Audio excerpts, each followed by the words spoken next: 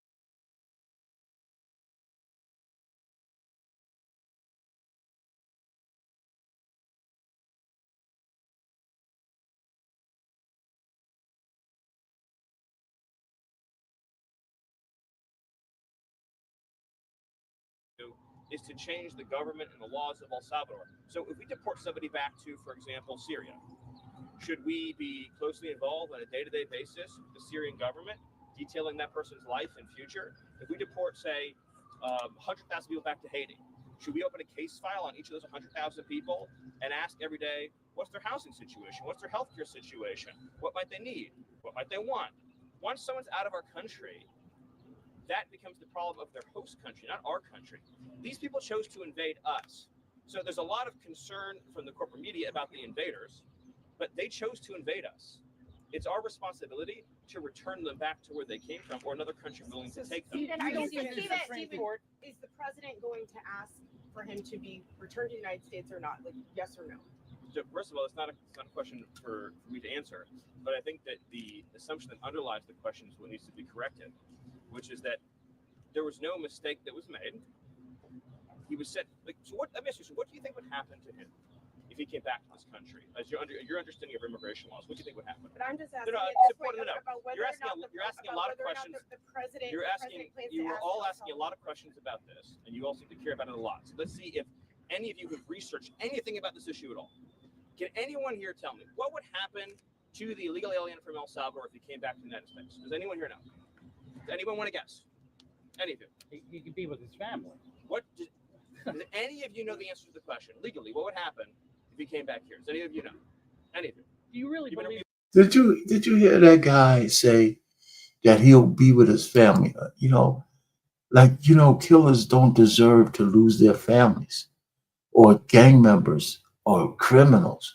It's kind of funny, and it's an easy analogy.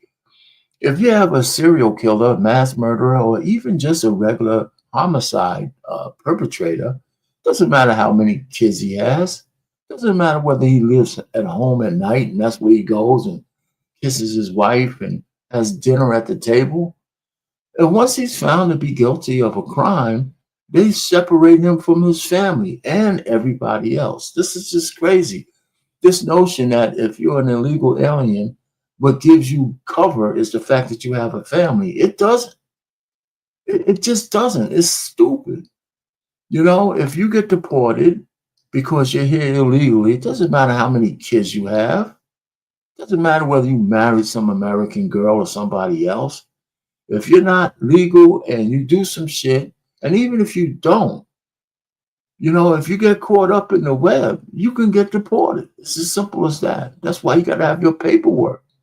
That's why you have to have all your ducks in a row if you're not an American citizen to be here. Either a visa or a green card, a visa that's not expired, or a green card and that made you a resident on your pathway to become a citizen.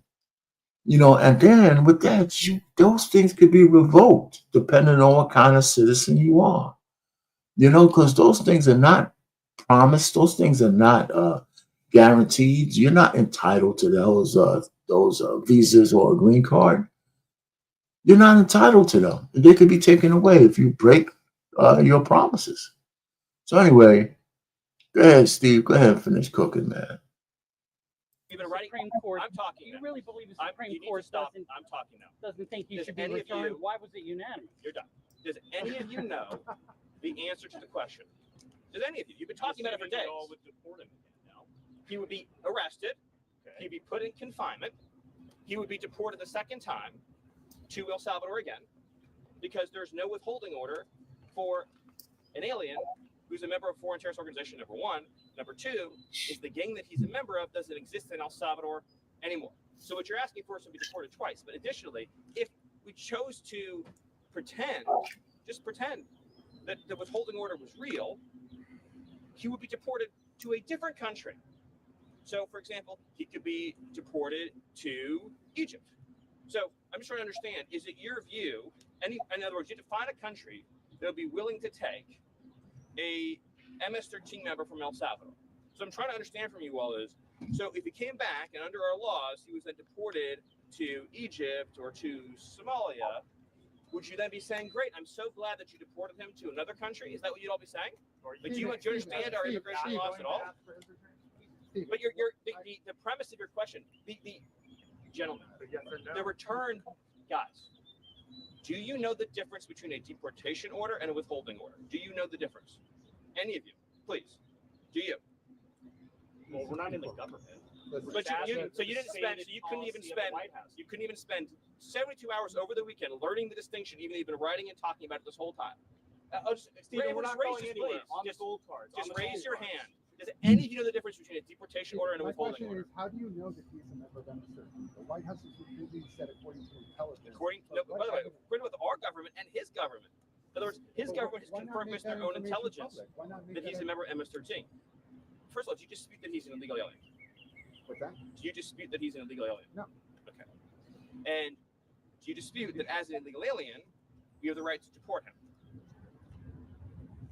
Going through the He went through the legal process. So I want to be very. What I'm getting from this conversation, which is educational for me, is that not one person in the media knows the difference between a deportation order and a withholding order. Is that a fair statement? You're learning about this all for the first time right now?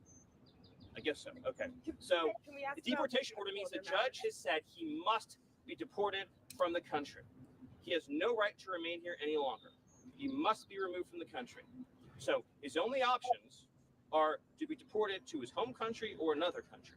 That's it. There's no other option. He doesn't get to stay here. He doesn't get to live here. He has no future here. He has no right to be here. He's an illegal alien.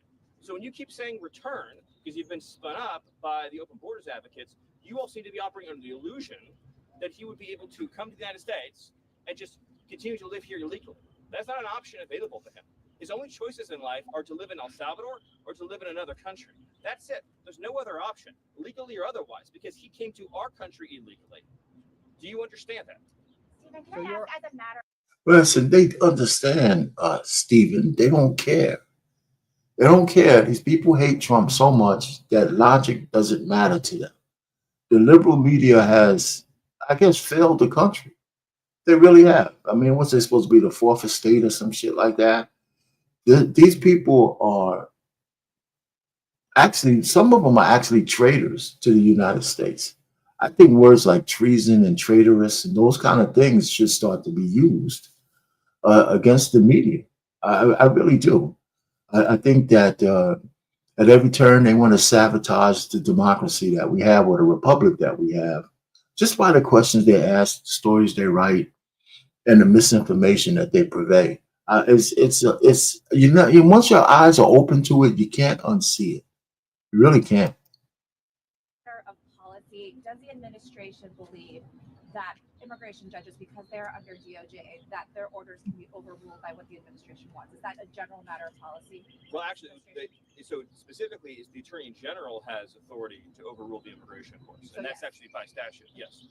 Other questions? Stephen, on the gold card, the president and Secretary Lutnick have suggested they're lining up applicants already. How many people do you expect to be tagged to this program when the president announces it this week, if he actually announces it this week? I'll let Secretary Lutnick provide that update, but I appreciate that. The White House administration is going to report 1 million undocumented people. Much more than that. Much more. Stephen, also of the 10 alleged gang members that Secretary Rubio said were sent Yes. to El Salvador over the weekend, what sort of due process did they get as mandated by the Supreme Court? Well, you're talking about the alien enemies? Yes, the alien. So first of all, a number of those are MS-13. So again, those are just standard removals of El Salvadorians to El Salvador. And without, what evidence did you provide that they were MS-13? okay, so we seem to be confused about this. Illegal aliens from El Salvador, again, get deported to El Salvador. Do you all appreciate that like tens of thousands of El Salvadorians have been deported to El Salvador? You seem to be under the impression that El Salvadorians living in our country illegally just get to stay here. They don't. They get arrested and deported. Then the fact that they're MS-13 just puts an extra priority on our deporting them. But we would deport someone to El Salvador regardless of whether or not they were MS-13 if they were here illegally. That's just an extra, because of the priority on public safety threats, we're emphasizing the removals of gang members, in this case, foreign terrorist organization gang members. But as to your other question, they went through all of the due process, as you would call it, that is required by law.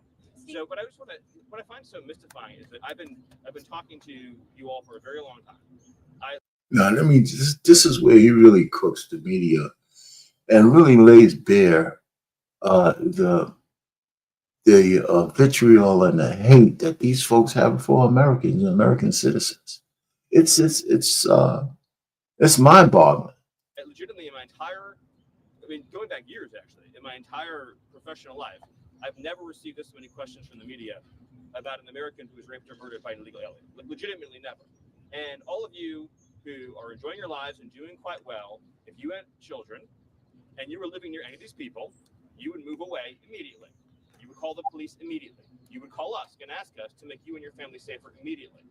And you thank your lucky stars every night that you have enough means and enough money not to live in communities where, say, illegal alien pedophiles offend and reoffend and keep reoffending and keep reoffending. There's an expression there, but for the grace of God, go I.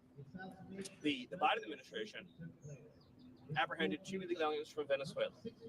They were trained air officers. A lot more than 2, so I'm telling you 2. And they decided they were entitled to an enormous amount of due process. And they didn't feel they had enough evidence to just deport them right away. So they put them on a monitoring system known as supervised release. You're familiar with this case. But a few weeks later, they kidnapped a young girl named Jocelyn Nungri, who was 12 years old at the time. I'm sure you've seen pictures of her. Just the most perfect girl you could possibly imagine. And her mother loved her very much. She was tied up, savagely beaten, stripped naked, tortured to death, murdered. Her body was dumped into the lake.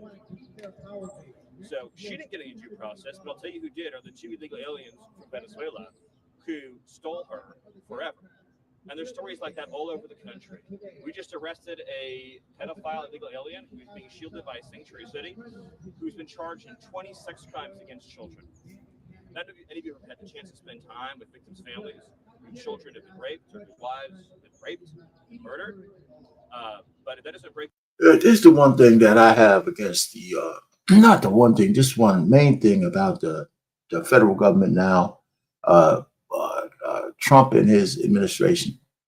If the governor and the mayors and the local people, politicians in these sanctuary cities refuse to honor federal law, how come nobody's going to jail? I mean, how come nobody's being arrested? You know, how come you guys are talking, Steve, this is the shit that y'all have to do. Pam Bondi, why are you not putting the pressure on them from a legal standpoint where they got to come into Congress? Forget Congress, forget those bullshit hearings. How come they're not being arrested? are indicted for harboring or aiding and abetting murderers. I just don't understand it. If you have a whole jail full of illegal murdering migrants and they let them free back into the neighborhoods just so ICE can't get them, how is that not a crime? I mean, how is that not a crime? And how come it's going unpunished? And how come you guys just keep talking about this shit? Where are the indictments? Where are you going into the local police offices and get the police commissioner and put his ass under arrest with a whole bunch of FBI agents and ATF? Why don't we just go ahead and do it? Let's peel the Band-Aid off the scab and just let it bleed until we come to some resolution. There should be no way that a law enforcement organization should refuse lawful orders from the federal government. There's just no way, and get away with it. So there's one big spot on the Trump administration that maybe I'm missing something, but it sounds like they're breaking the law, and you guys are not doing anything against it. If your heart, nothing will. And I know that we have some people like Taylor Lawrence who fantasize about assassinations and things like that. But in the civilized society, the power of the state is used to keep innocent people alive and to keep innocent women and children from being hurt. This administration is never going to apologize for using the power of the state to keep men, women, and children from being savagely murdered and beaten. If we release known and suspected MS-13 and trained Iragua, and then there's another Jocelyn Hungry, then whose responsibility is that going to be? You think that we're going to sit around wringing our hands, wondering if, maybe we should, release this person, give them a little bit of extra time, give them a little bit extra chance to plead their case, and then what? They kidnap somebody, they slit their throat, they shoot them in the head, and we say, well, at least the illegal alien got due process. They're here illegally. The only place that they deserve to go is to some country other than our country. And it's not a statistic. These are real lives. These are real families. There's whole neighborhoods in Los Angeles controlled by illegal alien Mexican street gangs. Entire neighborhoods where you have to live in fear because of individuals here illegally engaged in extortion and crime. Not to mention the fentanyl. You have cartels that have functional control over the entire northern territory in Mexico who are pumping fentanyl, lacing our drugs with this chemical. Children are ending up dead. They're going out to a weekend party. They think they're taking something safe, and they get a heart attack and they die by the thousands. So we're not going to apologize for doing something about that. And I just wish we lived in a country where the media gave to 1/10 a damn as much about Americans who were murdered and brutalized and savagely killed, beaten to death, as they did about whether illegal aliens that we all agree are illegal aliens should get 1 million days in court and 1 million trials and 1 million this and 1 million that. There's 15 million illegal aliens that violently enter the country. If every one of them got the trial that you're asking for, it would take us centuries to remove them. Centuries. We've been talking about this in 300-400 years. Their great-great-great-grandchildren would be the ones representing them in court. That's how long it would take. Illegal aliens who come to our country have to be removed, and they have to be removed quickly, and that is an essential component of having something that we like to call a country. Stephen, on the One last question. matter Thank you. of visa That's a great question. They're going to go right back to this stupid ass question. There's no way they don't understand what he's saying, but that's not what they're charged to ask these dumb questions because they just want to be disruptors. restrictions. The president on his first day, the president on his first day in office signed an executive order calling on his administration, the Department of Homeland Security, State Department, DNI, to come up with a list of countries that did meet the United States' vetting standards and to potentially put full or partial visa restrictions on those countries. I just want to know what is the status of that report that was due to the administration last month? Do you have a list yet of countries? So, State Department has done the work that you're describing. It's currently going through the standard review process. I don't have an update beyond that, but I mean you're correct in your statement that this was a product that was called for at the beginning of the administration, and it's being worked on. And I hope to have a further update for you soon. Last question. Entire neighborhoods where you have to live in fear because of individuals here illegally engaged in extortion and crime. Not to mention the fentanyl. You have cartels that have functional control, were murdered and quickly. That is an essential State Department, DNI, to on those countries. I just want to know what is. I don't know what happened there at the end. The standard review process. I don't have an update beyond that, but I mean, you're correct in your statement that this was a product that was called for at the beginning of the administration, and it's being worked on, and hope to have a further update for you soon. Last question. If I may, President Trump continues to say that one of the best arguments for sending undocumented criminals to El Salvador is cost. When it comes to this White House considering sending U.S. citizens to El Salvador because of being criminals, is that the same argument? Cost.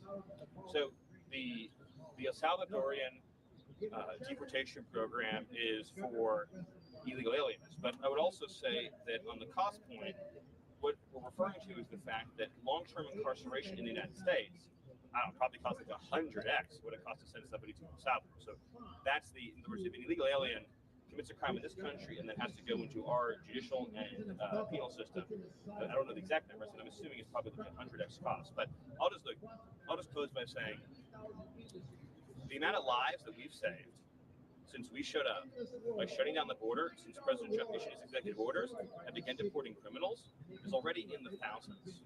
And by the way, we've been out looking for the 500,000 children that Biden trafficked in this country. The stories we've already uncovered of sex trafficking and labor trafficking and child abuse is beyond imagination.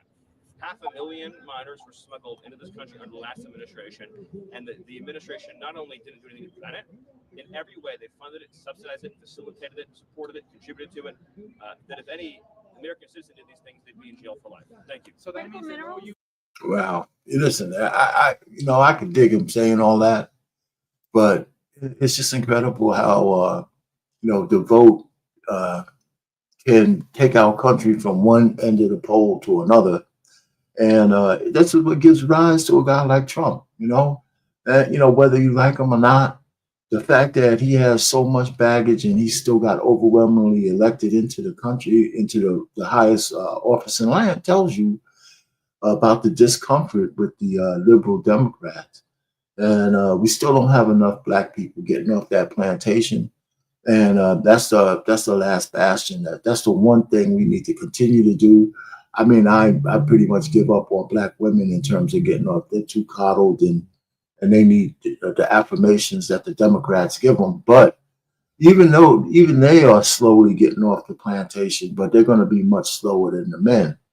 Because if you're a Black man, if you can't know by now that there's nothing in the Democratic Party for you, or your sons or your brothers, then it might not be no hope for you either. But at least we were down to like 20%. We got 22% off the plantation at the last election. And hopefully in 2026, we'll continue that trend. And in 2028, we'll get down to, maybe 40% of the Black men off the plantation. If we get 10% of the Black women off the plantation, that'll be good. But I wouldn't expect any more than that, 10 to 12%. So anyhow, there you go. Another great. Listen, Steve Miller should be the only guy talking about immigration and this stuff, man. His explanations of this shit is so pure and so straightforward. Anyway, our pain, marriage, politics, and sports. Over and out. Hit the like button on the way out and leave a comment, on replay. I'd appreciate it. Later.